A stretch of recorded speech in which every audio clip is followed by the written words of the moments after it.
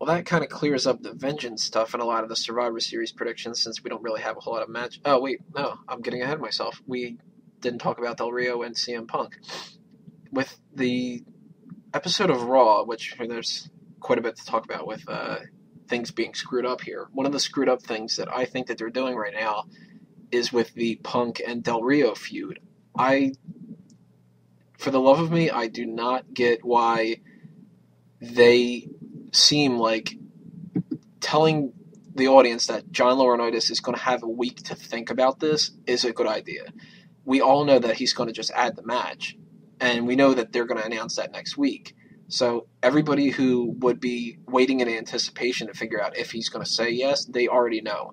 So that kind of kills the whole point of it. Why not announce that they're going to have that match, but say something to the effect of, but there's going to be something to it that you're not going to see, and I'll think about that. Or, one of those things where now people go, all right, we are going to have the match, but there's going to be a little bit something extra to it. What's WWE going to do about that? Yeah, I mean, the only way they could salvage the whole Laurinaitis thinking on it is if he came out and announced someone like, oh, The Miz is going to have a match with him. Yeah, exactly. But he needs to say that Punk does not get the title match. Mm-hmm. And then for the whole rest of the night, we don't know what the match is going to be. Mm-hmm. Now, I don't know how they could get back to Punk getting the match. Maybe he challenges whoever Laurinaitis says gets the title match for their spot and wins, and then he kind of contractually has to or something like that. But I figured that Punk and Del Rio would end up feuding with each other after the Cena thing happened. But I didn't expect it to start off with such a thud of a bad push to it. It's not doing anything for me right now. Yeah, like the way I could see it working and getting interested in it again, it's like he did come out Monday, said, nope, you're not getting it. At the end of the night, named somebody else, and then Punk kind of went like an Austin route and like beat the holy hell out of who he named, and then would take the match and be like, look, I got it. There's nothing you can do. And basically kind of be the McMahon-Austin feud again, but with Laurinaitis and Yeah, I could see that happening. A lot of people are already doing their whole Punk and Austin feud kind of things, and if there's anything that can connect the two of them together even more so, then it'll start getting more people talking about that for a possibility for WrestleMania. I don't think it's going to happen, but any kind of buzz that you give to WrestleMania is good, even if it doesn't happen per se. Speaking of Raw, one of the things I wanted to talk about, and this is just something that really tickled me, how many botches were on Raw last week? And I call it in my Saturday Smack Talk text version of this article that the problem was it was anything that had an ending to it was botched. The attack from Nash on Triple H, lame shot to the head with the sledgehammer. And the fake medical staff, or even maybe they even are medical staff, I don't know, and that would explain why they're such bad actors. You can hear a guy in the background saying that they need to put him on the gurney. They put him on the gurney, that he's like, all right, guys, let's put him on the gurney. Yeah, and like he had a loogie on his chin, and like Nash's shove to one of the officials was a lot harder than that friggin' sledgehammer shot. And it didn't even stop there, too. That was the very start of the night, and they started having all of their technical difficulties. You see, I forget exactly when it was during the show, but you can hear, I think it was probably Kevin Dunn, going reset, reset, when they're trying to show the repeat of what happened to Triple H with Nash. And I don't know if this was something that you had seen too, but I think 3 times, it might have been only 2, I can remember 2 off the top of my head, but it might have been 3. 3 times during the show, they cut to what seemed like a broken camera. Mm-hmm. Did you notice that? I didn't pick up on that one, but it wouldn't surprise me if they did it.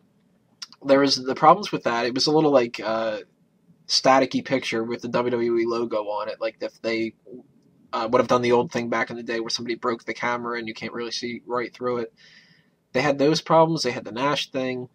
The Brogue kick in the match with Sheamus was completely botched. Then they go for a GTS on Ricardo Rodriguez, completely botched. Wade Barrett goes for Wasteland, that gets botched.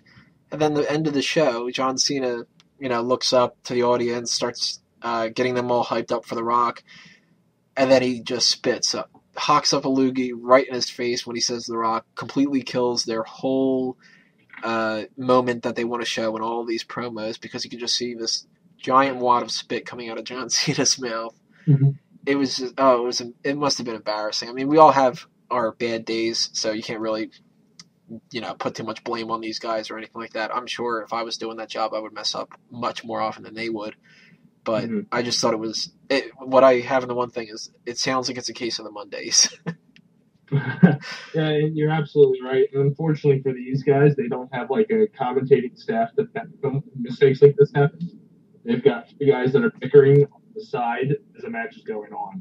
Back in the days, you had like Jim Ross and McMahon cover for these type of mistakes to happen. Yeah, and you can't expect Michael Cole to do that when he's arguing back and forth with Jerry Lawler. And I don't know what they're doing with this Jim Ross and Michael Cole thing, but I'm not liking that at all.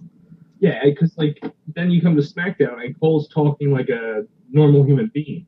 Right. When he's on Raw, he's a complete prick. They just should drop any involvement of announcers with each other, and unless you're doing the Booker T thing, just don't get involved with wrestlers either. Just compensate. That's what you're there for. Exactly. You're supposed to be putting the guys over instead of putting over yourselves. Now, I love Cole, but it's getting frustrating. Yeah. He's pulled off to be a manager. They're going to keep doing what he's doing, or just have him tone it down and stop going after the ball or go after the good guy wrestlers. Right. Yeah, put over the good guy wrestlers by having the audience listen to you, a guy who we're supposed to hate, talk about how he hates them, because it's the enemy of my enemy is my friend kind of a thing.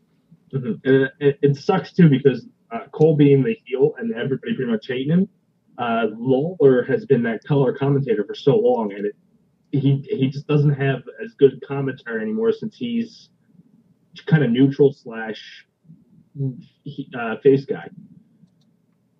Yeah, and Jim Ross isn't really. I mean, he can't pick up the end of the ball right now because he's not on it. But when they have Booker here, I mean, Booker can't certainly do that.